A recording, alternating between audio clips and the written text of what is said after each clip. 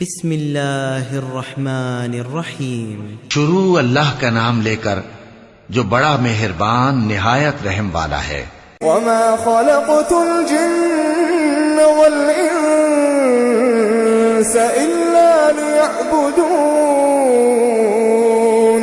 اور میں نے جنوں اور انسانوں کو اسی لیے پیدا کیا ہے کہ وہ میری عبادت کریں۔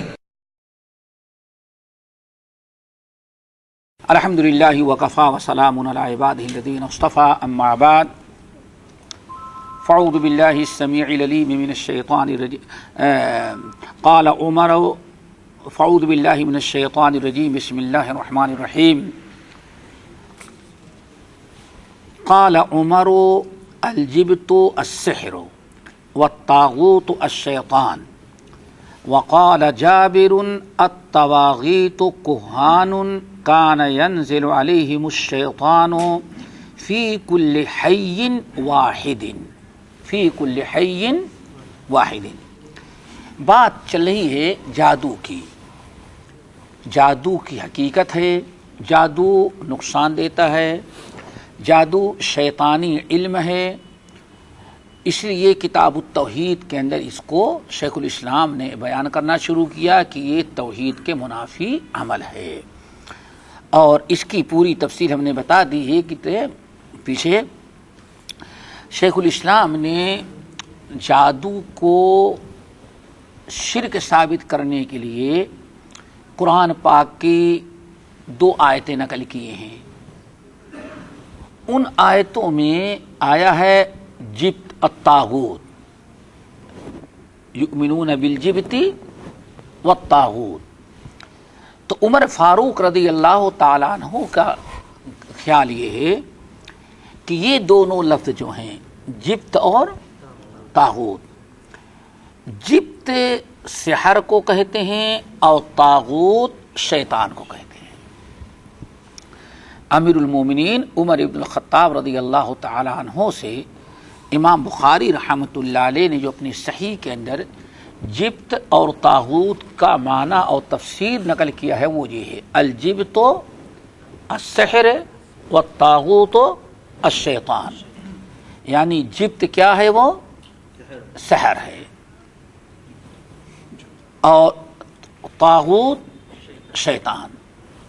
اس سے پتہ چل گیا کہ سحر جو ہے وہ شرک ہے۔ کیوں؟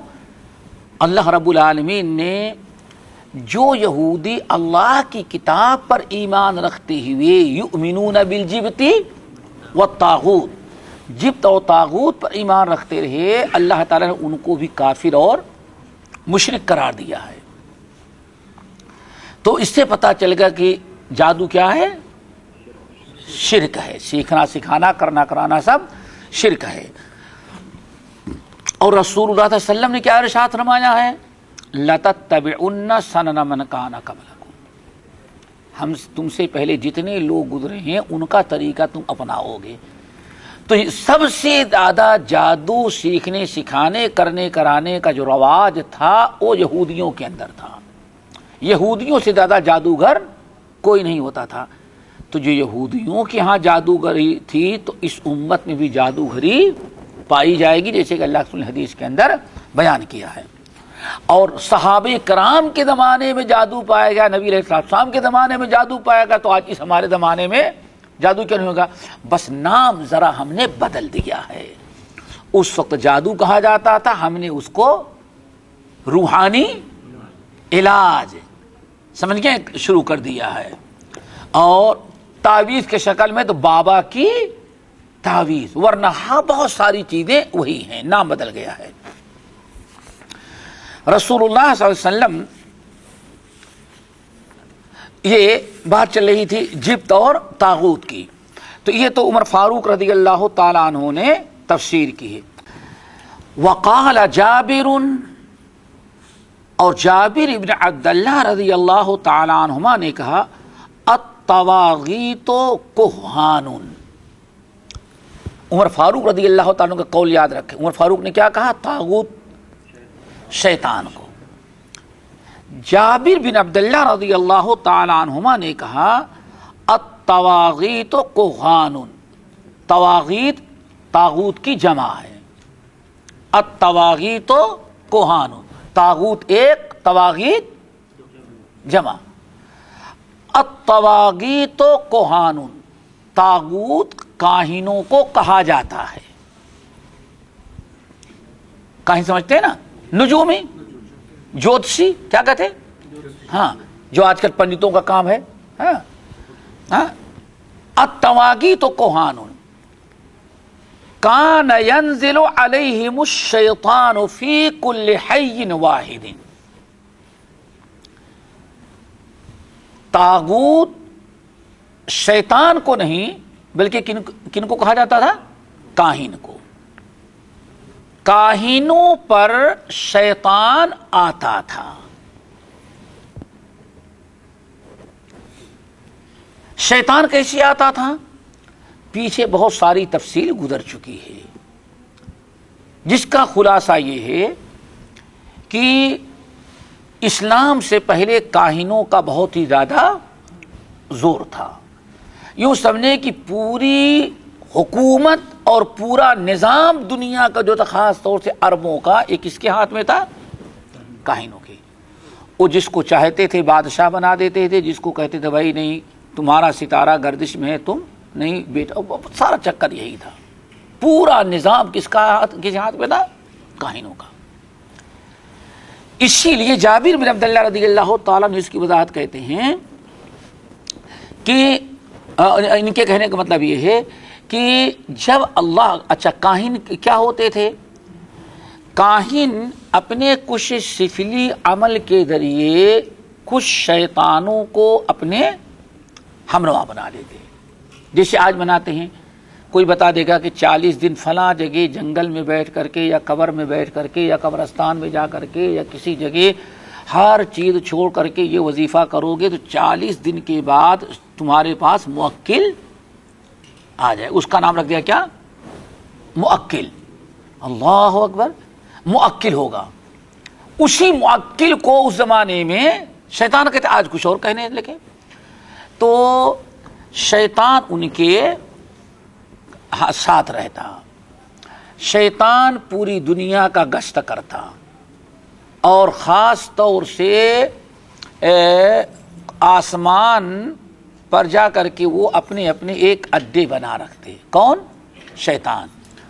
جب فرشتے آپس میں کچھ باتیں کرتے کہ اللہ تعالیٰ نے یہ فیصلہ کیا ہے، فرشتے جب آپس میں کوئی بات کہتے کہ یہ فیصلہ ہوا، اللہ نے کیا ہے اور ایسا ہوگا، تو فرشتوں کی گفتگو کو وہ سن لیتا شیطان.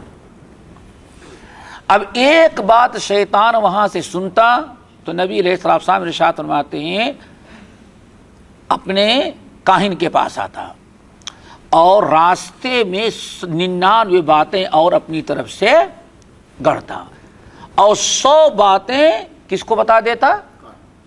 اپنے کاہن کو. کاہن اب لوگوں کو وہ خبر دیتا جو لوگوں کو معلوم نہیں. اور کاہن کیسے دیتا؟ اس کے پاس کوئی علم نہیں تھا کہ جس کے ذریعے معلوم کرے.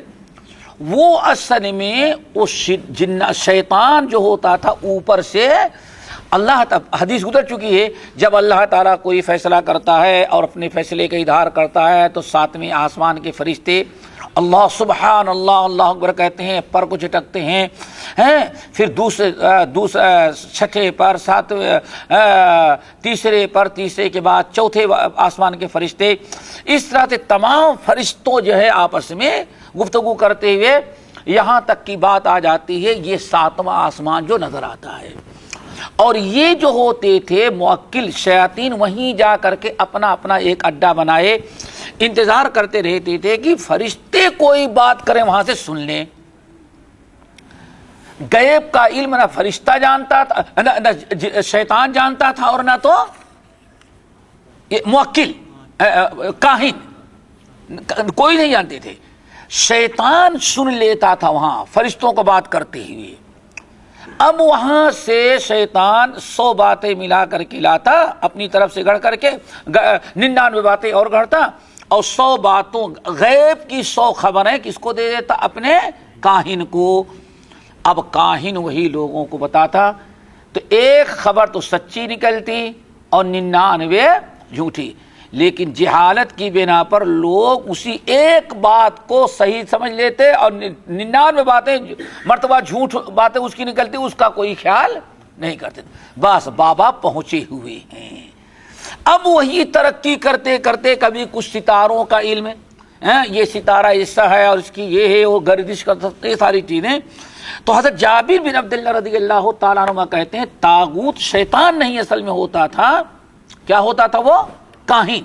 لیکن کاہن جو کچھ بتاتا تھا سارا اس کے ساری خبروں کا دار و مدار شیطان پر تھا.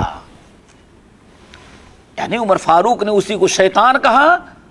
اور حضرت جابر بن عبداللہ رضی اللہ تعالیٰ عنہ کیا کہتے ہیں؟ شیطان تو وہ نہیں تھا، بلکہ شیطان دو قسم کے ہیں، شیاطین انس، شیاطین جن. شیاطین انس یہ نیچے والا کاہن تھا، اور اصلی شیطان جن، شیاطین جن جو ہے وہ غیب کی کوئی خبر لے کر کے آتا اور بتا دیتا.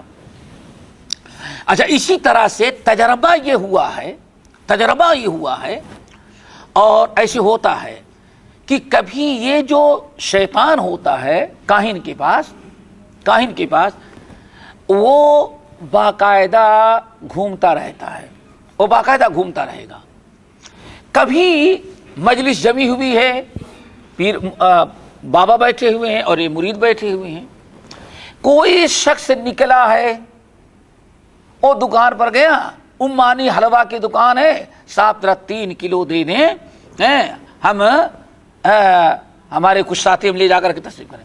وہ دکاندار سے بات کر رہا ہے اور شیطان اصل میں کاہن جو شیطان تھا کاہن کا وہ بازار میں گھوم رہا تھا. اس نے دیکھ لیا کہ ہاں 3 کلو عمانی حلوہ لے کر کے یہ پیر صاحب کے پاس آ رہے ہیں. اب تو آنا ہی یہ خریدا ہے، اپنے گھر نہیں لے کر کے جا کے یہیں آنا ہے. اب شیطان آ جا اور بتا دی حضرت کو، دیکھیں خبر دے دیں آ رہا ہے. ہاں، نہ یہ غیب کا علم جانتا ہے کاہن، نہ اس کا موکل. اصل میں وہ سارا کرشمہ شیطان کا تھا، وہ گھوم رہا تھا. اس کی مثال ایسی ہے کہ یہ ہمارے بھائی بیٹھے نہ بابا ہیں، نہ پیر ہیں، نہ موکل ہیں، نہ کچھ ہیں. ان کو کسی نے بتایا کہ بھائی آج درس ہوگا، کہا کہ ہاں درس ہوگا. کہا اچھا ٹھیک ہے میں بھی آ رہا ہوں، ذرا آپ انتظار کریں. اب یہ آ کر کے بتائیں صاحب ذرا ہوشیار ہو جائیں، فلاں صاحب آنے والے آدھے گھنٹے کے بعد. یہ تو خبر ہوتی ہے، لیکن یہ انسان ہے. جب یہ ہم کو بتانے لگے تو آپ سب لوگوں نے سن لیا، اور اگر آپ لوگ سن نہ سکیں ہم سے کان میں آ کے کہہ دیں تو سارے لوگ پورے درس میں سوچیں کہ کیا بات ہے، شیخ کے کان میں کیا بتایا انہوں نے. لیکن وہ بدبخت شیطان جو آ کر کے بابا کو کاہن کو بتا کے چلا جاتا ہے، وہ خبر کو کوئی دیکھتا نہیں. تو سارا مسئلہ کیا تھا؟ شیطان کا. تو اس لیے طاغوت کیا ہے؟ اصل میں کاہن تھے، اور وہی ان کاہنوں پر شیطان آتا تھا. یعنی اب کہو شیطان تھا یا شیطان کا دوست تھا، دونوں بات ایک ہی ہوتی ہے. پھر کہتے ہیں فی کل حی واحد، چونکہ میں نے کہا سارا نظام تقدیر پر نہیں، دین پر نہیں، حکومت اور سلطنت پر نہیں، زندگی کا سارا نظام انہوں نے کس کے حوالے کر دیا تھا؟ کاہنوں کے. اس لیے ہر قبیلے کا کوئی نہ کوئی ایک کاہن ہونا چاہیے. شادی کرنا ہے. اب یہ شادی نہیں کر سکتے تھے، کیوں؟ کیسے کر لیں پتہ نہیں. وہ لڑکی آگے بچے والی ہوگی یا بچے والی نہیں ہوگی، ہمیں راس آئے گی یا نہیں آئے گی، جوڑا نبھے گا یا برباد ہوگا، کیسے کر لیں؟ میڈیکل تو تھا نہیں اس زمانے میں. تو یہ جاتے تھے، ان کے قبیلے کا جو کاہن رہتا تھا اس کو فرصت ہی نہیں، یہ آئیں گے حضرت ہم فلاں سے شادی کرنا چاہتے ہیں. اب وہ بے ایمان کچھ لیتا، جمع کریں، یہ کریں وہ کریں. پھر وہ کیا کرتا؟ اچھا اتنا جمع کرا دیں، میں ابھی بتاتا ہوں. وہ کیا کرتا؟ وہ چھوٹے چھوٹے تیر بنا رکھتا. تیر سمجھتے ہو نا؟ تیر ایک پر لکھا رہتا لا اور دوسرے پر رہتا نعم. دیکھو چال بازی، ایک پر لکھا رہتا لا اور دوسرے پہ کیا رہتا نعم، وہ اس کو کہتے فال نکالنا، وہ سوا رکھا رہتا تھا. ذرا آج کچھ طرح کمپیوٹر پر آ گیا، کمپیوٹر پر استخارہ آ گیا نا ابھی. اور اب انشاءاللہ دیکھو کوئی آگے چل کر کے ایک بے ایمان یہی کہیں گے کہ ڈائریکٹ کس سے؟ اللہ تعالیٰ سے. اور یہ دیکھو وہاں آسمان سے میسج آ جائے یہ کام تمہارے لیے بہتر، دیکھنا کرے گی. یہ بڑی عجیب و غریب قوم ہے. انسان جب گمراہ ہوتا ہے، عقیدہ برباد ہوتا ہے تو برباد ہوتا ہی جاتا ہے. اسی لیے اللہ تعالیٰ فرماتے ہیں کہ ثم رددناہ اسفل سافلین. اللہ کو سمجھ گئے نا. تو وہ کیا کرتا، اب کیا ہوگا، ایک پر ہے لا ایک پر نعم. کہتا اچھا ٹھیک ہے ہم کل خبر دیں گے. اب وہ کہتا اچھا ٹھیک ہے اس میں سے ایک نکالو. اگر وہ تیر نکلا جس پر نام ہے، اس کا کوئی تعلق تقدیر سے نہیں، نام نہیں بس بالکل سیٹ ہے آپ کا ستارہ، قسمت آپ کی بالکل جڑی ہوئی ہے، دونوں کا رشتہ کامیاب ہے. اور اگر اتفاقاً کیا نہیں کر رہا تھا لا، جس پر لا یعنی نہیں بھائی یہ تمہارے لیے سوٹ راس نہیں آ رہا اس لیے بہتر ہے اس کو چھوڑ دو. اب آپ کو تجارت کرنا ہے، آپ کو سفر کرنا ہے، تو سب سے بڑی دکان کس کی چمکی رہتی تھی آمدنی کے لیے؟ کاہن کی. اس لیے جابر بن عبداللہ رضی اللہ تعالیٰ عنہ کہتے فی کل حی واحد، ہر قبیلے کے اندر ایک کاہن ہوتا تھا. شادی کرنا ہو، کاروبار کرنا ہو، سفر کرنا ہو، جو کچھ آپ کو پوچھنا رہتا تو اسی ایک سے پوچھا جاتا. پھر آگے چل کر کے ہمارے نصیب میں کیا لکھا، اچھا نصیب ہے یا برا، کب تک زندہ رہیں گے؟ تو کہتا اچھا ہتھیلی دکھاؤ. اب وہ لکیریں دیکھتا سوچتا نہیں بھائی آپ کا نصیب تو بہت ہی برا ہے. اب اتنا کہہ دینے کے بعد تو جس آدمی آدھا ختم ہو گیا، پوری دولت بھی اگر مانگے کاہن تو اپنی قسمت کو سدھارنے کے لیے بیچارہ مارے ڈر کے کاہن کو دے دیتا تھا. یہ ہے جابر بن عبداللہ رضی اللہ تعالیٰ عنہ کا قول. یہاں ایک بڑی اہم چیز ہے وہ سمجھنا ہے. حافظ ابن القیم رحمت اللہ علیہ کہتے ہیں طاغوت کا معنی، کہتے ہیں طاغوت اصل میں ہے، کہتے ہیں عربی زبان میں طاغوت کہتے ہیں کوئی چیز اپنے حد سے بڑھ جائے یا اپنے اس کے حد سے اس کو بڑھا دیا جائے. آئی بات سمجھ میں؟ کسی چیز کی جو ایک حد ہے اسلام شریعت میں، اس کو حد سے بڑھا دیں یا خود اپنے آپ کو حد سے بڑھ جانے کا دعویٰ کرنے لگے. سمندر میں جو موجیں آتی ہیں ان کو عربی زبان میں طغیان، اس کو طغیان بھی کہا جاتا ہے. طغیان آگے کیا مطلب ہے؟ یعنی موج کا مطلب کیا ہے؟ یعنی اپنے حد سے زیادہ ہو گیا. پانی کہاں آنے لگا؟ اب روڈوں پر آنے لگا. اس کو کیا کہتے؟ طغیان کہا جاتا ہے. تو کسی چیز کو حد سے، اس کے حد سے آگے بڑھا دینا یا خود اپنے حد سے آگے بڑھنے کا دعویٰ کرنے، اس کو کیا کہا جاتا ہے؟ طاغوت. مثال کے طور پر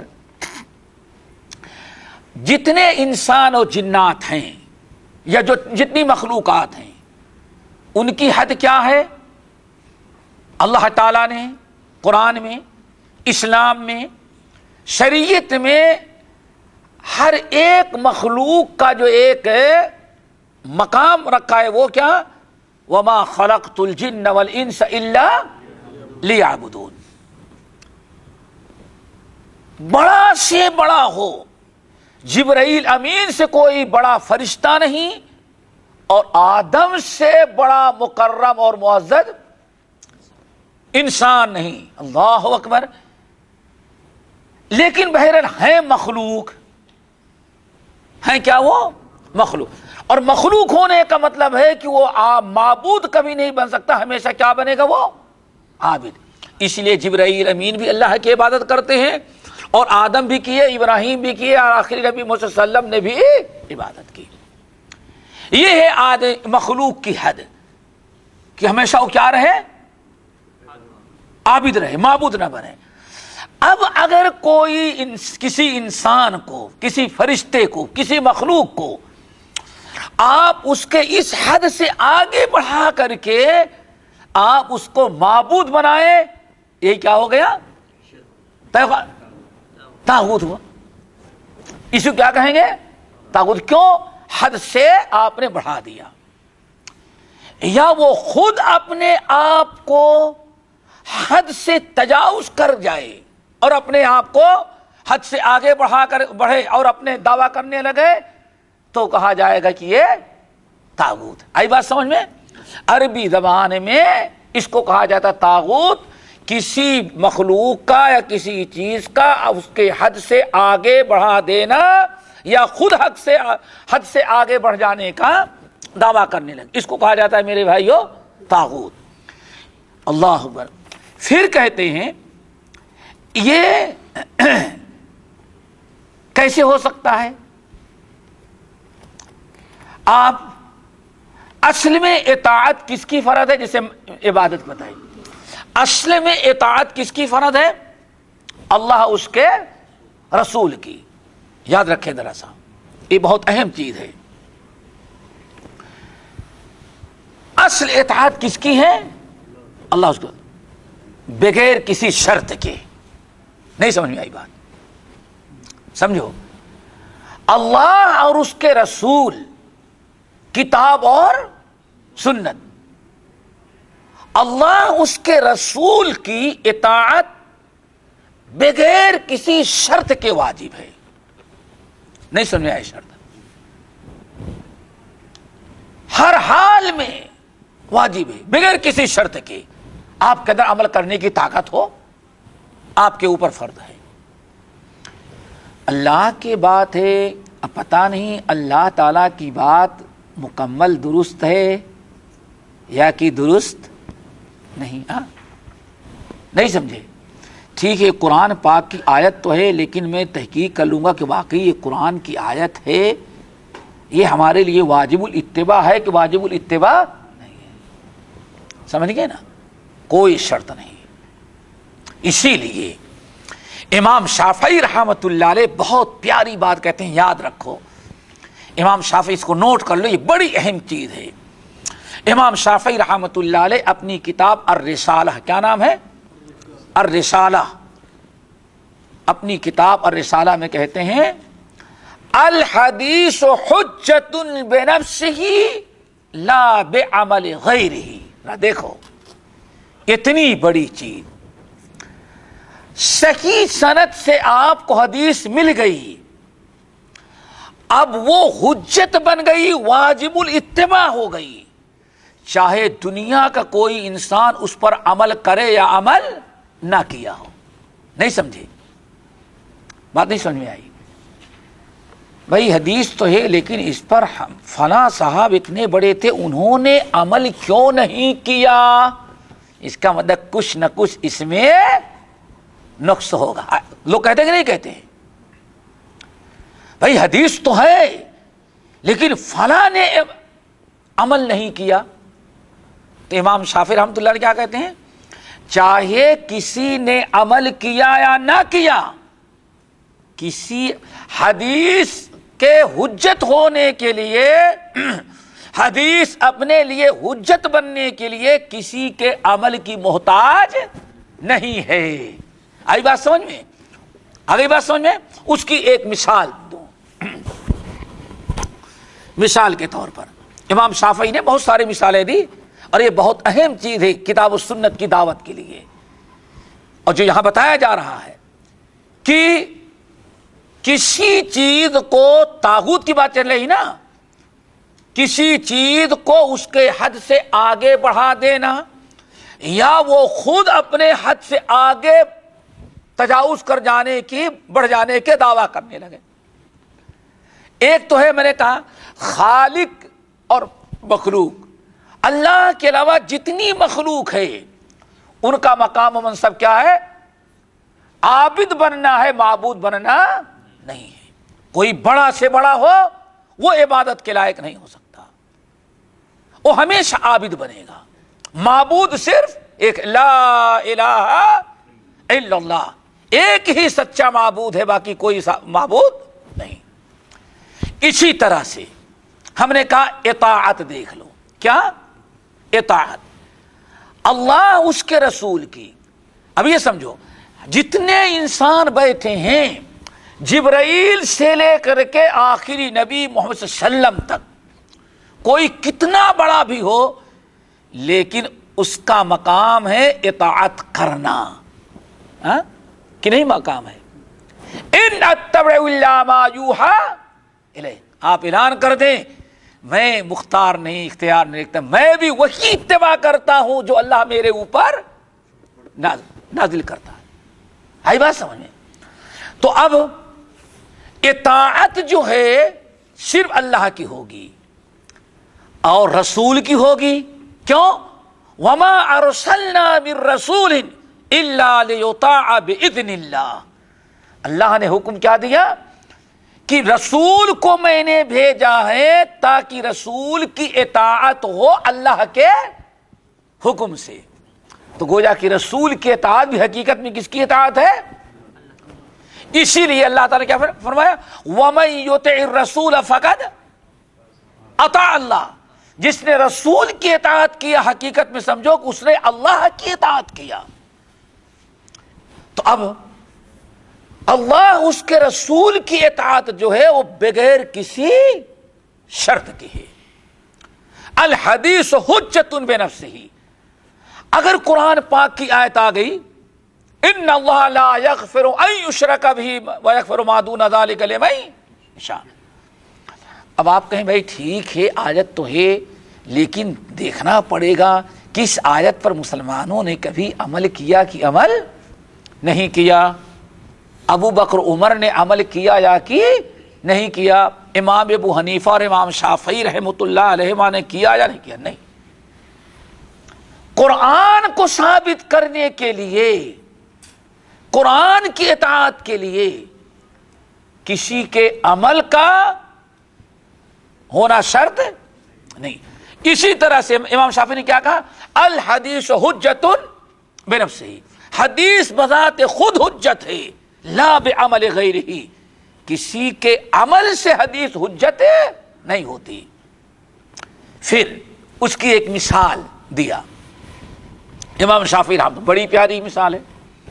آپ لوگ سمجھتے ہیں، جانتے ہیں کہ نبی علیہ السلام جب ہجرت کر کے مدینہ طیبہ آئے تو اللہ نے کیا حکم دیا کہ لوگوں اپنا رخ مسجد حرم کے کعبہ کے بجائے کدھر رک کر کے نماز پڑھنا ہے؟ مسجد۔ بڑی پیاری مثال امام شافعی دی ہے، اور امام شافعی کی یہی وہ باتیں ہیں کہ جب لوٹ کر کے کوفہ اور بغداد سے دوبارہ حجاز آئے، اور تو اسی لیے سارے حجاز اور سارے اہل حق جو تھے، امام شافعی پہلے انسان ہے جس کا لقب ناصر السنہ رکھا گیا۔ کیا؟ ناصر السنہ۔ کیوں؟ جتنے عقل دوڑانے والے تھے امام شافعی نے مناظرہ کر کے سب کو شکست دیا کوفہ کے سفر میں، پہلا سفر جو تھا، اور وصول بتایا اور سارے لوگوں کے دلائل کا قلعہ کما کیا۔ اسی لیے امام شافعی کا لقب جو لوٹ کر کے آئے تو ناصر السنہ۔ اللہ اکبر! دلیل کیسی دی؟ کہا دیکھو، اور یہ جو کتاب الرسالہ بتائے نا، الرسالہ لکھا ہی تھا اسی لیے، حالانکہ بہت بڑی کتاب ہے رکھی۔ تو امام شافعی رحمۃ اللہ علیہ کہتے ہیں دیکھو، نبی علیہ السلام ہجرت کر کے آئے تو اللہ تعالیٰ نے حکم دیا کہ سارے لوگ خانہ کعبہ کے بجائے مسجد اقصیٰ کی طرف رک کر کے نماز پڑھیں۔ تو معلوم ہے تقریباً 17 مہینے یہ سلسلہ جاری رہا۔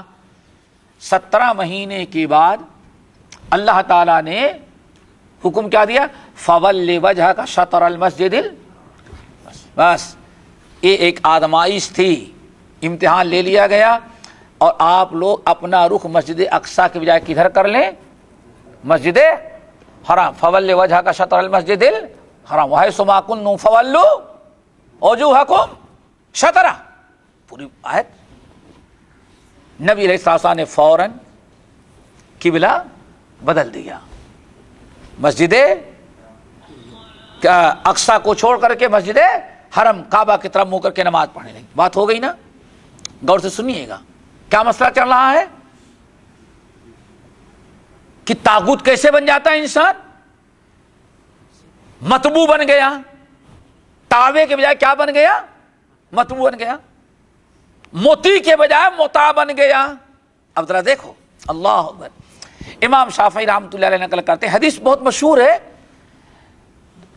دوسرے یا تیسرے دن مسجد اب آج کی طرح میڈیا تو نہیں تھا کہ ٹیلی فون کر دیں یا میڈیا ٹی وی پر آ گیا اور آج تو سب سے زوردار چیز کیا ہو گئی ہے؟ انٹرنیٹ ڈال دیا کہ فلاں دن فلاں میدان سے مظاہرہ شروع کرنا ہے. ایسی کوئی چیز تو تھی نہیں. تیز رفتار سواری بھی نہیں کہ آدمی جا کے بتا دے. اللہ اکبر. مسجد نبوی کے اندر، مدینہ طیبہ کے اندر قبلہ بدل گیا ہے، اللہ نے وہی نازل کر دیا ہے، اور مسجد حرم کی طرف رک کر کے نماز پڑھی جا رہی ہے. اہل قباء کو اس کا علم نہیں تھا. دوسرے یا تیسرے دن مدینہ طیبہ سے ایک صحابی گئے قباء، تو دیکھا کہ مسجد قباء میں نماز ہو رہی ہے اور امام نماز پڑھا کس کی طرف منہ ہے؟ مسجد اقصی کی طرف. دیکھ کیوں؟ وہاں ان لوگوں کو پتا نہیں تھا قبلہ تحویل ہو گیا ہے. صحابی رسول مسجد کے کنارے، ارے اللہ کے بندو قبلہ بدل گیا ہے، میں نے نبی علیہ السلام کے پیچھے نماز پڑھی ہے مسجد حرم کی طرف رخ کر کے. امام شافعی رحمۃ اللہ علیہ بہرحال قصہ معلوم ہے، سارے قباء والوں نے اسی وقت اپنا قبلہ بدل لیا. کدھر رخ کر لیا؟ کیوں بھائی؟ صحابی نے کہا ہم اللہ کے رسول کے پیچھے پڑھ چکے ہیں، قبلہ بدل چکا ہے. امام شافعی کی ذہانت ذرا دیکھو. دلیل، سارے مسلمانوں قباء والوں نے قبلہ بدل لیا. آئی بات سمجھ میں آ رہی ہے؟ اللہ اکبر. امام شافعی رحمۃ اللہ علیہ کہتے ہیں دیکھو، ایک صحابی نے قباء والوں کو حدیث سنائی کہ میں نے اللہ کے نبی علیہ السلام کے پیچھے نماز پڑھ لیا ہے اور قبلہ تحویل ہوا ہے، میں نے خود اللہ کے رسول کے پیچھے نماز پڑھی. پورے قباء کے مسلمانوں نے قبلہ بدل لیا. کسی نے یہ نہیں کہا بھائی بدلا تو ہے لیکن ابو بکر عمر نے بھی عمل کیا کہ نہیں عمل کیا. آئی دلیل سمجھ میں؟ کیا تو اللہ کے رسول نے کیا، حدیث سے کوئی بات نہیں ہے، لیکن آیا مسلمانوں نے کیا، ابو بکر عمر یا فلاں نے عمل کیا کہ نہیں کیا اس حدیث پر؟ نہیں. کیوں؟ حدیث پہنچ گئی، بذات خود حجت ہے، اس پر کسی نے عمل کیا ہے یا نہیں کیا ہے.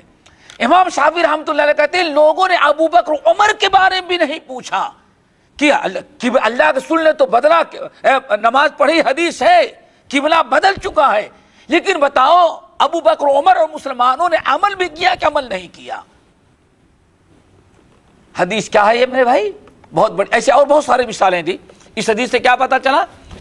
صحابہ کا طریقہ اسلام تو یہی ہے کہ بھائی حدیث آ جائے تو حدیث قبول کر لو، کسی کے عمل کرنے سے حدیث حجت و دلیل بنے گی یہ کوئی دلیل، کوئی شرط نہیں ہے. آگے بات سمجھیں؟ چلے بھائی اب ہمارے بھائی بیٹھے ہوئے ہیں، نہیں بھائی ٹھیک ہے ہم تو حدیث پر اسی وقت عمل کریں گے، حدیث کو اسی وقت صحیح سمجھیں گے، قابل حجت سمجھیں گے، دلیل سمجھیں گے جب ہمارے فلاں بڑے یا بزرگ نے اس پر عمل کیا ہوگا تب. اگر عمل نہیں کیا ہوگا تو ہم ایسی حدیث نہیں حجت مانتے. آپ گئی بات سمجھ میں؟ اب وہ بیچارہ تو اپنے تے کتنا بھی نیک رہا ہو، آپ نے اس کو اپنا کیا بنا دیا؟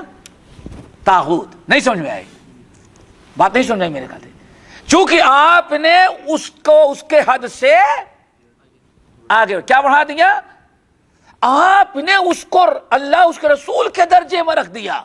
نبی کی بھی اطاعت اس وقت کریں گے جب وہ کہے گا،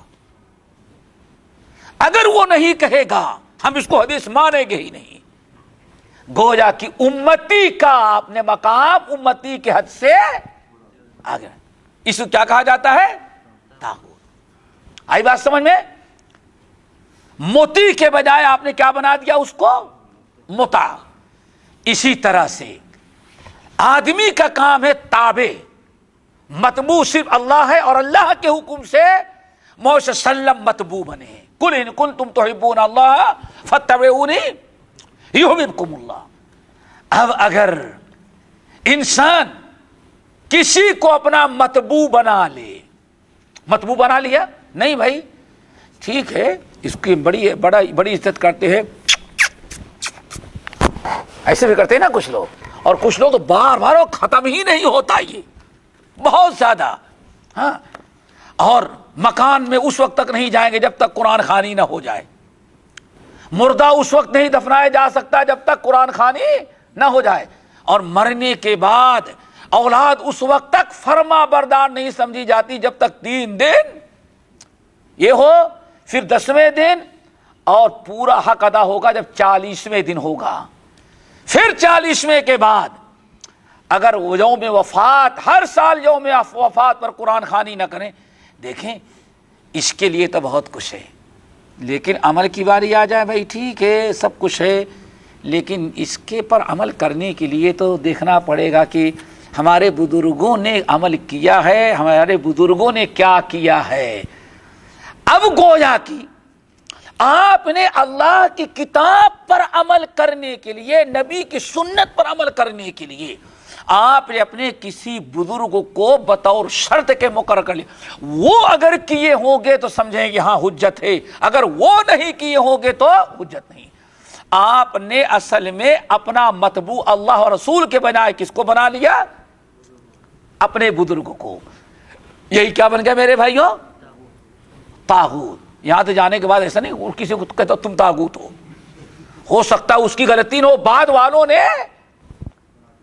طاغوت کوئی گالی نہیں ہے. طاغوت تو ہے 2 چیزیں میں نے کہی. طاغوت اس وقت ہوتا جب اپنے سے دعویٰ وہ کرتا، وہ بیچارہ جنتی ہے لیکن آپ نے اس کو بنا دیا.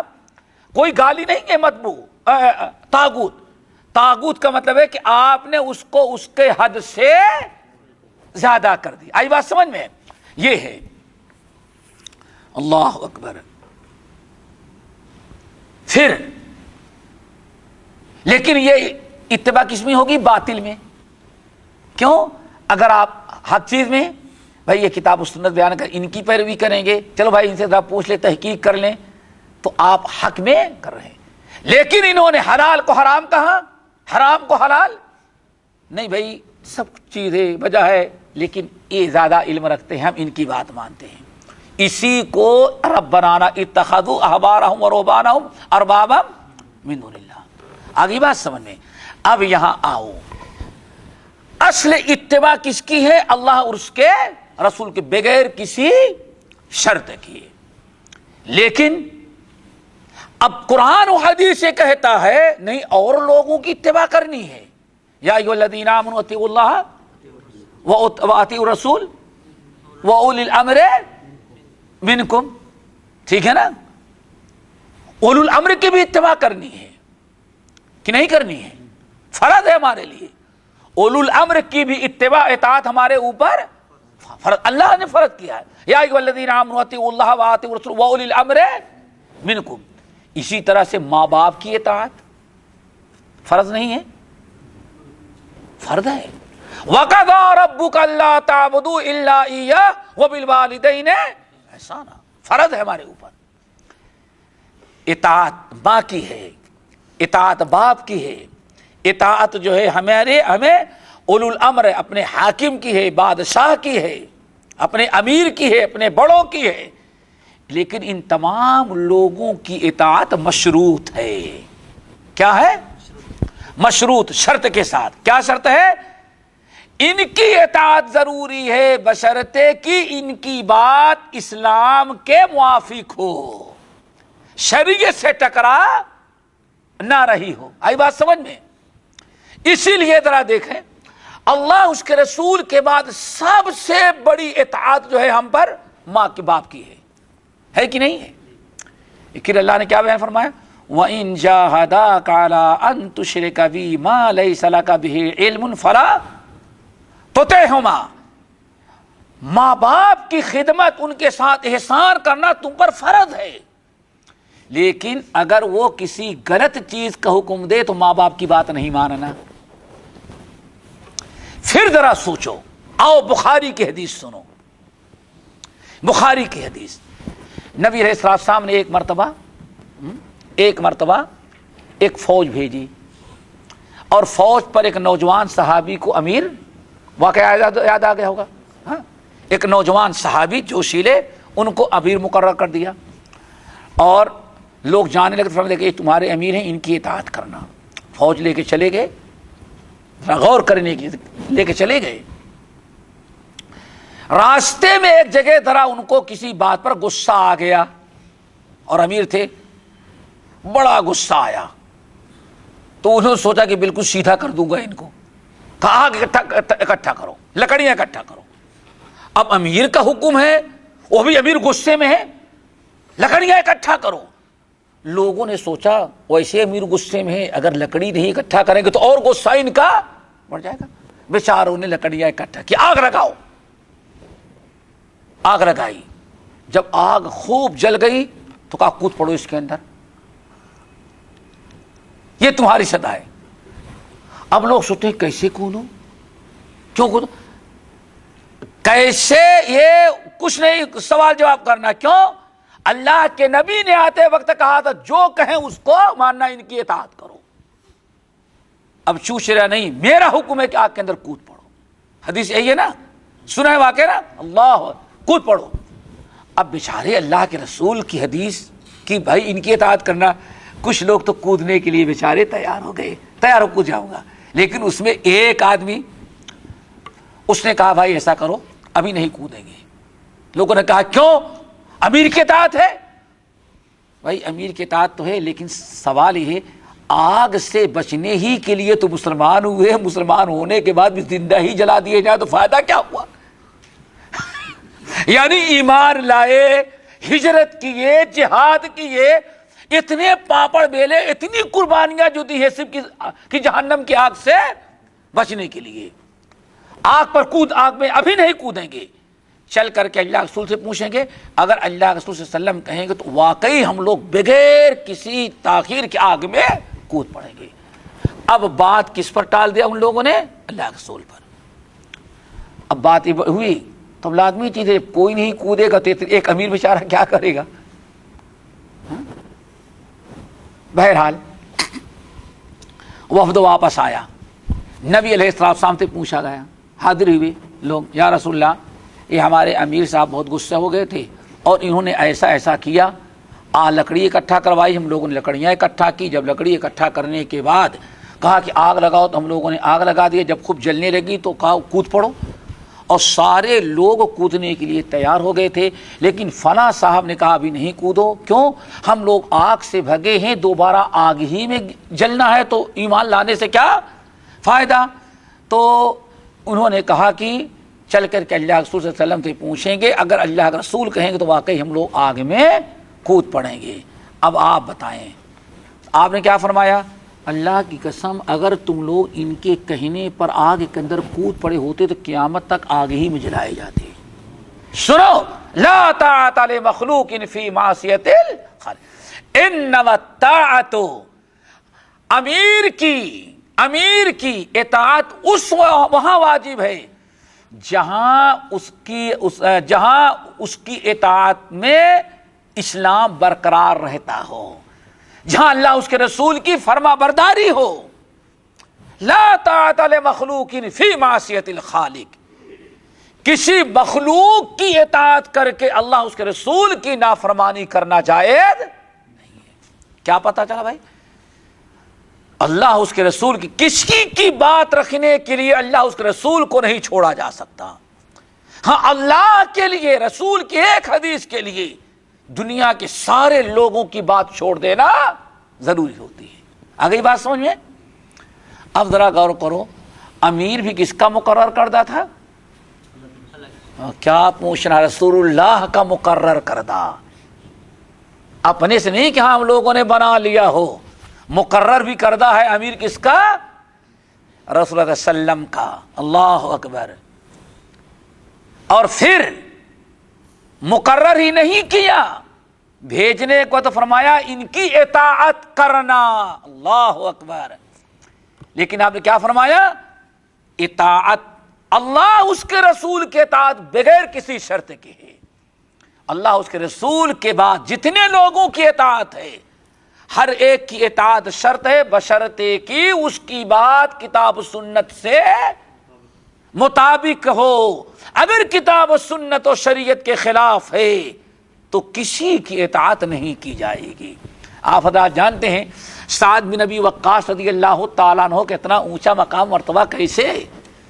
کہتے تھے قرآن پاک کی آیت ہمارے بارے میں نازل ہوئی. کیوں؟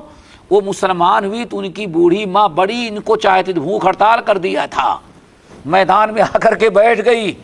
لوگ کھانا لاتے، میں کھانا نہیں کھاؤں گی جب تک کہ میرا بیٹا اسلام سے دوبارہ باز نہ آ جائے. ایک دن 2 دن نہ کھانا کھاتی ہے نہ پانی پیتی ہے، مرنے کے قریب ہو گئی ہے. کھا لو میاں، نہیں تم دوبارہ محمد کے دین کو چھوڑ کر کے پھر دوبارہ باپ دادا کے دین پر آ جاؤ تب میں کھاؤں گی، ورنہ مر جاؤں گی میں تمہارے لیے.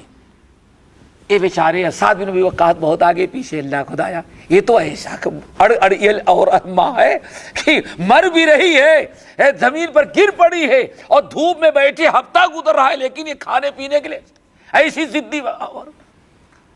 تو آدمی ماں ہے. بہت پریشان ہوئے. عمر فاروق کو پتہ چلا ہے، کہا ساتھ کیا بات ہے؟ کہا بھی تمہاری ماں کو بھوک نہیں لگی. اصل میں جان اتنی پیاری ہوتی کوئی اپنی جان تمہارے لیے نہیں دے گی. سمجھ گئے؟ کتنی بھی بوڑھی ہے چھوڑ دو، ابھی اس کو بھوک نہیں لگی، بھوک لگے گی تو جان بچانے کے لیے دوڑ کر کے کھائے گی. اللہ اکبر. آخر کار حضرت سعد اپنی جگہ میں ڈٹے رہے. اللہ تعالیٰ نے ان کے اس عمل کو اتنا پسند کیا کہ ان کے بارے میں قیامت تک باقی رہنے والی کتاب میں آیت نازل کر دی. ایسے بھی ہمارے بندے لا طاعت لمخلوق فی معصیت الخالق. تو کہنے کا مطلب کہ اللہ اس کے رسول کی اطاعت بغیر کسی شرط کی ہے، اور اللہ اس کے رسول کے علاوہ ہر ایک کی اطاعت کیا ہے؟ مشروط ہے. مشروط کیا ہے؟ شرط یہ ہے کہ اس کی بات کتاب و سنت کے مطابق ہو. اگر اس کی بات کتاب و سنت کے خلاف ہوگی، مخالف ہوگی، اور اس کی بات ماننے میں اللہ اس کے رسول کی نافرمانی ہو رہی ہے تو اس کی بات کا چھوڑنا ہمارے اوپر واجب ہے. اس کی بات اور فرما برداری قبول کرنا ہمارے لیے ناجائز اور حرام ہے. اگر ہم نے ناجائز، خلاف سنت، شرک و بدعات، باطل میں بھی اس کی اطاعت کیا تو گویا کہ ہم نے اس کو کیا بنا دیا ہے؟ طاغوت. آگئی بات سمجھ میں؟ طاغوت کا مطلب اللہ اکبر.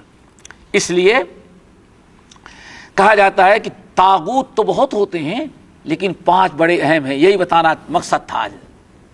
اور چل میں سمجھتا ہوں طاغوت کی اچھی وضاحت بھی آ گئی کہ کیا ہوتے. سمجھ گئے نا؟ کہتے ہیں وَرُؤُوسُهُمْ خَمْسَةٌ. رؤوس سمجھتے ہو نا؟ سردار. طاغوت تو بہت ہیں لیکن 5 ان کے کیا ہوتے ہیں؟ وہ 5 قسم کے سردار. سب سے پہلا طاغوت تو ابلیس بدبخت ہے. کیا ہے؟ ابلیس. کیوں؟ اس نے حد سے تجاوز کیا. اللہ اکبر. نمبر 2 وَمَنْ دَعَا إِلَىٰ عِبَادَةِ نَفْسِهِ. ابلیس کے بعد دوسرے نمبر کا وہ طاغوت بدبخت ہے جو لوگوں کو اپنی عبادت کی طرف بلاتا ہے. ہاں ای بات سمجھے نا؟ لوگوں کو اپنی عبادت کی طرف. اب ذرا فیصلہ کریں. صحابہ کرام جب نبی علیہ السلام کا سجدہ کرنے لگے تو آپ نے کیا بیان فرمایا؟ نہیں. لا یحل لأحد ان یسجد لأحد، کسی کے لیے حلال نہیں ہے کہ کسی مخلوق کا سجدہ کرے. تم لوگ میرا سجدہ کرنا چاہتے ہو، اگر اللہ کے علاوہ کسی اور کا سجدہ کرنا جائز ہوتا تو میں اپنا سجدہ نہیں بلکہ لأمرت المرأة ان تسجد لزوجها، عورت کو حکم دیتا کہ وہ اپنے شوہر کا سجدہ کرے، لیکن عورت کو بھی شوہر کا سجدہ کرنے کی اجازت نہیں. اور یہ بھی ایک حدیث مسند احمد بن حنبل کی روایت میں، اب میں اپنا سجدہ کرنے کا حکم نہ دیتا بلکہ عورت کو حکم دیتا کہ شوہر کا کرے. کیوں؟ چونکہ شوہر پر، عورت پر شوہر کا اتنا بڑا حق ہے، اتنے احسانات ہیں کہ آپ نے ارشاد فرمایا اگر شوہر بیمار ہو جائے، من مفرق رأسی الی قدمی، اس کے سر کے چوٹی سے لے کر کے قدموں تک پھوڑے پھنسی آ جائیں، نکل آئیں، خون پیپ بہنے لگے، پورا جسم پک جائے، اور کوئی عورت اپنے شوہر کے خون اور پیپ کی دور کرنے کے لیے وفادار عورت کپڑے سے پوچھتی ہے، شوہر کو تکلیف ہوتی ہے. کیوں؟ زخم اتنا زیادہ بڑھ گیا ہے کہ کپڑا بھی برداشت کرنے کے لائق نہیں ہے. پھر اگر کپڑا نہیں برداشت کر پا رہا ہے تو اپنے ہاتھوں سے صاف کرتی، انگلی سے. کیوں؟ اللہ نے اس کو بہت نرم بنایا ہے. آپ فرماتے ہیں لیکن شوہر کا زخم اتنا بڑھ گیا ہے کہ انگلی سے خون اور پیپ پوچھتی ہے، صاف کرتی ہے جب بھی شوہر کو تکلیف ہوتی ہے.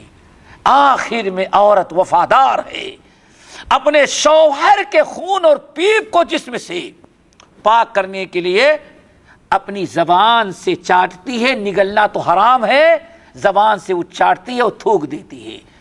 اور اس طرح سے ذرا سوچیں، ایک چوٹی سے لے کر کے، ایڑی سے لے کر کے چوٹی تک ایک مرد کے بدن سے خون اور پیپ بہتا ہوگا تو ایک عورت کتنا مشکل سے پورے جسم کا خون اور پیپ صاف کر سکے، کتنا ٹائم لگے گا، کتنی بڑی قربانیاں دینی پڑے گی.